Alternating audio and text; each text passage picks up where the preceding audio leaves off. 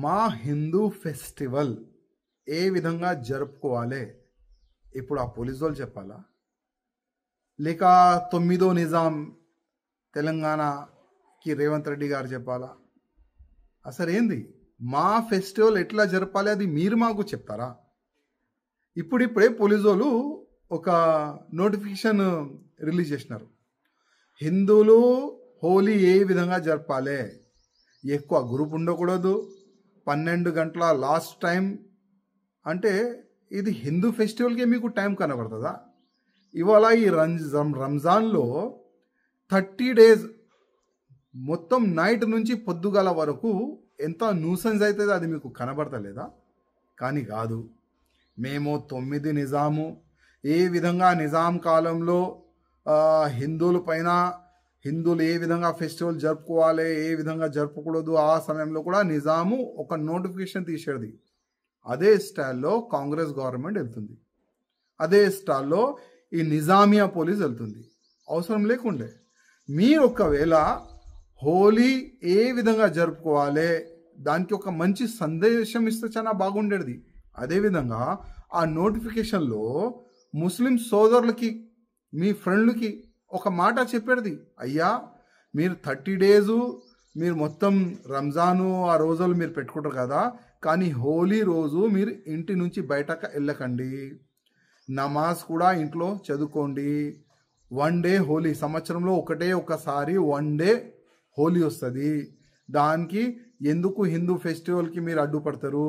ఎవరైనా హిందువులు colour Holi road పైన గల్లీలో కాలనీలో ఆడితే మళ్ళా మీ పైన పడితే లేనిపోని ఆ తలకాయ ఎందుకు, ఆ తలకాయ నొప్పి ఎందుకు? అందుకోసము మీరు ఇంట్లోనే రంజాన్ సమయంలో ఇంట్లోనే మీరు నమాజ్ చదువుకోండి. ఆ విధంగా ఆ యాంగిల్లో ఒక నోటిఫికేషన్ తీస్తే చాలా బాగుండేది. కానీ కాదు, మేమైతే హిందూ వ్యతిరేకంగా ఉన్న పార్టీ కాంగ్రెస్ పార్టీ. హిందువుల ఫెస్టివల్కి ఏ విధంగా డిస్టర్బ్ చేయాలి అది మాకు తెలుసు. దీపావళి ఏ విధంగా జరపాలి అది మీరే చెప్తున్నారు, హోలీ ఏ విధంగా జరపాలి అది మీరే చెప్తున్నారు.